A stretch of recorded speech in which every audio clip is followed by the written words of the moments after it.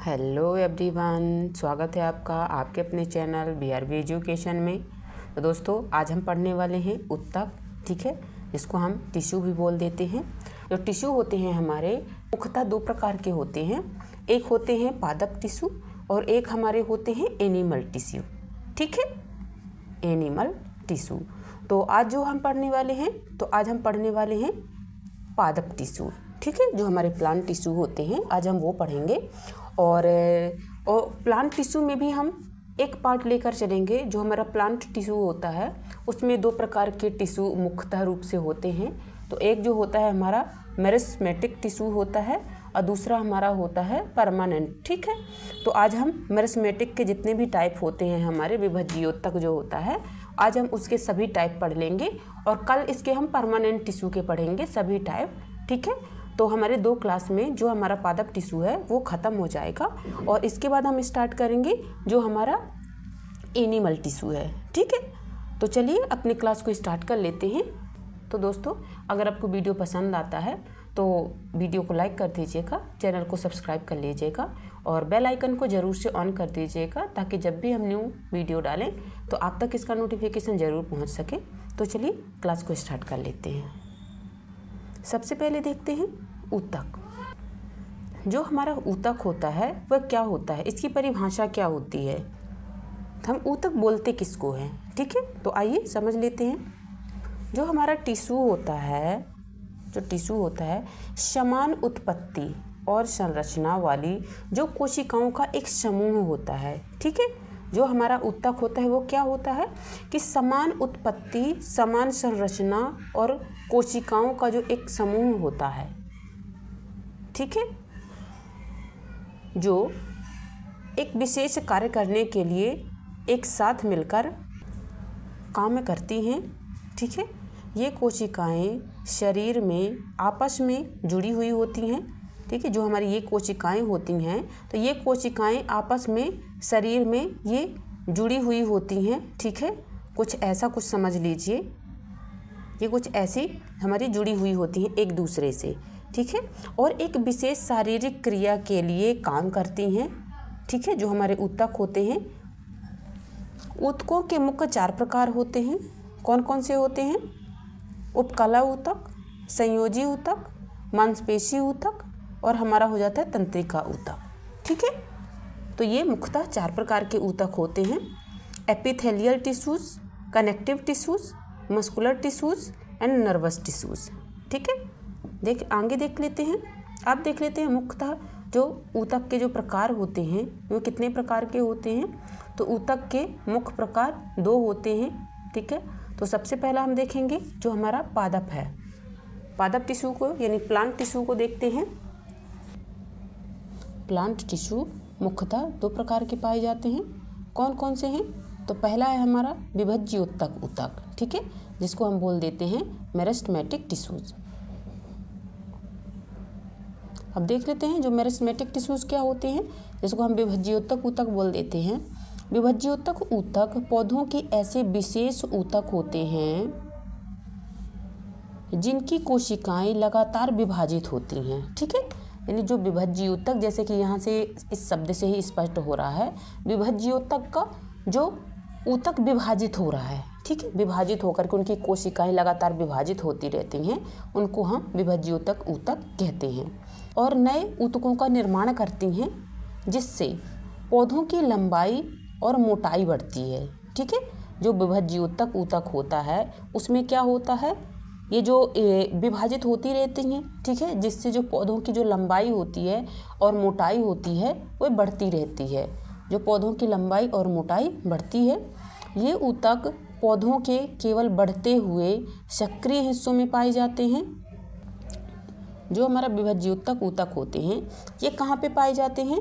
तो ये ऐसे स्थान पे पौधों के केवल बढ़ते हुए सक्रिय हिस्सों में पाए जाते हैं, जैसे तना हो जाता है हमारा और जड़ हो जाती हैं, ठीक है, जड़ के जो सिरे हो जाते हैं, ये सभी अविभाजित कोशिकाओं से बने हुए होते हैं जो वृद्धि और विकास के लिए महत्वपूर्ण होते हैं, ठीक है। जैसे कि जड़ हो गया हमारा और जो हमारे तना हो गए, ठीक है। तनों और जड़ों के जो सिरे होते हैं ये ऊतक अविभेदित कोशिकाओं से बने होते हैं। ठीक है, अविभेदित कोशिकाओं से बने होते हैं जो वृद्धि और विकास के लिए महत्वपूर्ण होते हैं। हम देख लेते हैं इसके जो प्रकार होते हैं। प्रकार में पहला होता है क्या, एपिकल टिश्यूज। ठीक है, एपिकल टिश्यूज सबसे पहले देख लेते हैं। जो हमारा मेरिस्मेटिक टिश्यूज होता है उसके अंतर्गत 3 प्रकार के हमारे और टिश्यूज आते हैं। तो उसमें से पहला है हमारा एपिकल टिश्यूज। एपिकल टिश्यूज को देख लेते हैं।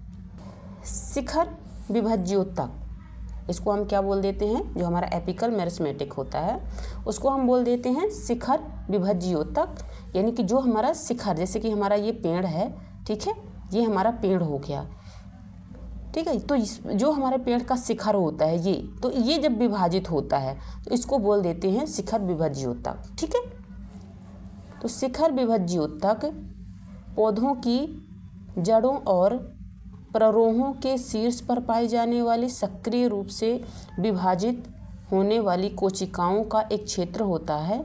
यह पौधों की लंबाई बढ़ाने वाली प्राथमिक वृद्धि के लिए जिम्मेदार होती हैं। ठीक है, जैसे कि आप देख रहे होंगे जो पौधों की लंबाई बढ़ती है, जैसे जैसे उनकी बढ़ती है, तो वो क्यों बढ़ती है, जो हमारा एपिकल टिश्यूज होता है यानी एपिकल मेरिस्मेटिक होता है, इसी के कारण जो है ये है। ठीक है, आगे देख लेते हैं। जैसे कि ये कहाँ पे पाए जाते हैं, तो जड़ और तने की नोक।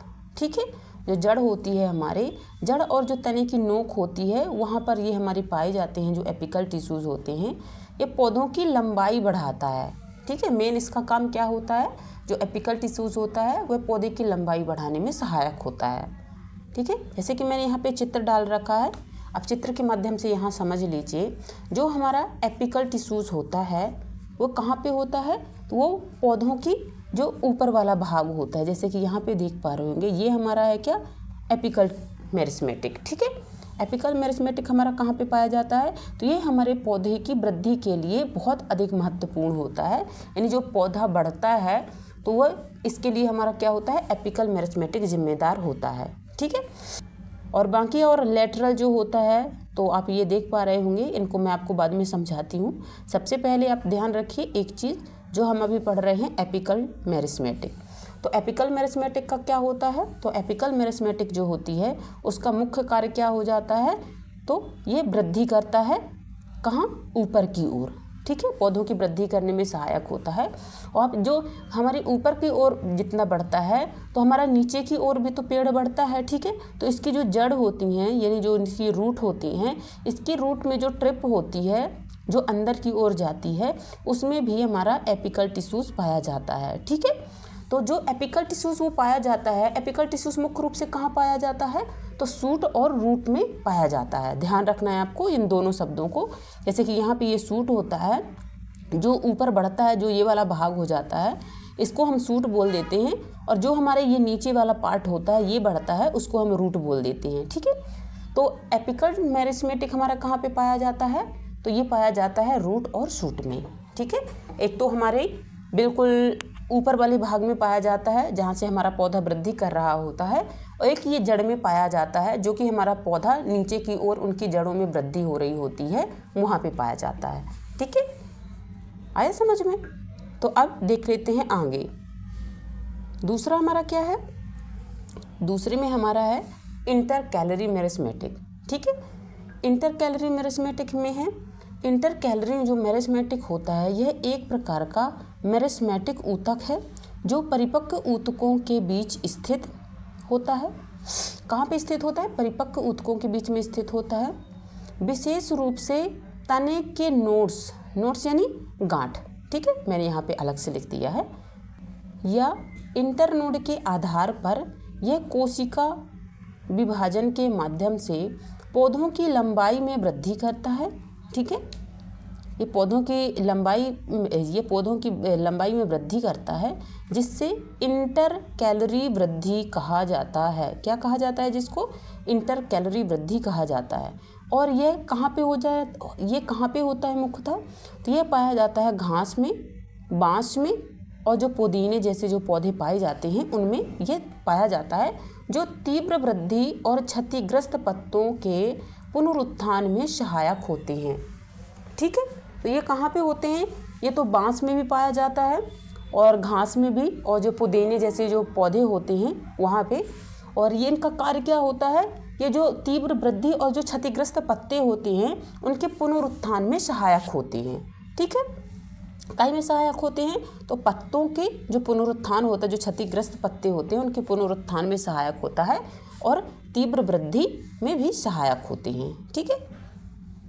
जो पत्तियों और इनका मुख्य स्थान कहाँ पे है? पत्तियों और गांठों में ये पाया जाता है मुख्य रूप से। आपको ध्यान रखना है, बहुत इंपॉर्टेंट पॉइंट है। ठीक है, इतना सारा लिखने के अतिरिक्त मैंने यहाँ पे एक पॉइंट में डाल दिया है ताकि आपको लंबे समय तक ये चीज़ें याद रहें। तो पत्तियों और गांठों में यह पाया जाता है। ठीक है, देख लेते हैं चित्र के माध्यम से। और पौधों के बीच बीच की वृद्धि कराता है। ठीक है, जो पौधे होते हैं उनके जो बीच की वृद्धि यही कराता है। तो ये कहाँ पे पाया जाता है? तो हम देख लेते हैं। ये हमारा पाया जाता है, जैसे कि ये गांठ होती है। ठीक है, एक तो हमारा गांठों में पाया जाता है। ठीक है, इंटरकैलरी जो हमारा मेरिस्मेटिक होता है। और एक ये पाया जाता है जो हमारे ये पत्ते होते हैं। ठीक है, जो ये पत्ते होते हैं तो इनकी जो वृद्धि हो जाती है या इनका पुनरुत्थान होता है तो इसी के कारण संभव हो पाता है। समझ पा रहे होंगे आप? ठीक है। अब तीसरा जो है, तीसरा इसका क्या होता है? तो इसका तीसरा हो जाता है लेटरल मेरिस्मेटिक। ठीक है, लेटरल मेरिस्मेटिक क्या होता है? तो आइए देख लेते हैं।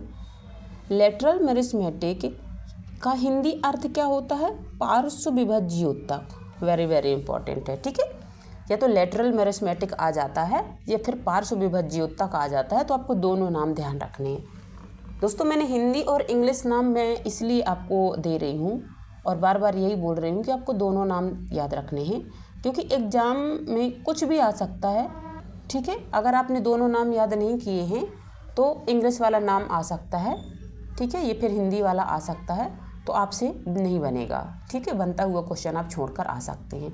तो इसीलिए बार बार मैं बोल रही हूँ कि आपको दोनों नाम ध्यान रखने हैं। जो हमारा पार्श्व विभज्योतक होता है, ये पौधों में पाया जाने वाला एक प्रकार का ऊतक होता है, जो कि हम जानते हैं। ठीक है, जो पौधों के तने, कहाँ पे? पौधों के तने और जड़ों की मोटाई, ये कहाँ पे पाया जाता है मुख्यतः? तो यह एक तो पाया जाता है हमारा जो पौधे के जो तने होते हैं। ठीक है, और जो जड़ों की जो मोटाई होती हैं।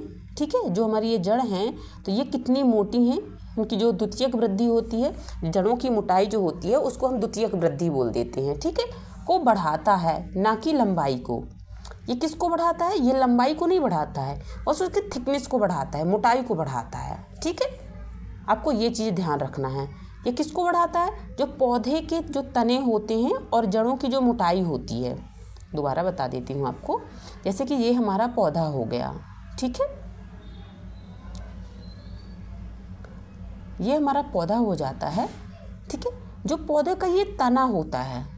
ठीक है, ये पौधे का तना होता है और जो हमारी ये जड़ें होती हैं। ठीक है, जड़ों की जो मोटाई होती हैं, तो इसका कार्य क्या होता है कि इनकी लंबाई में वृद्धि करना नहीं, बल्कि इनकी जो ये चौड़ाई है, ये चौड़ाई में वृद्धि करने को बोलते हैं हम।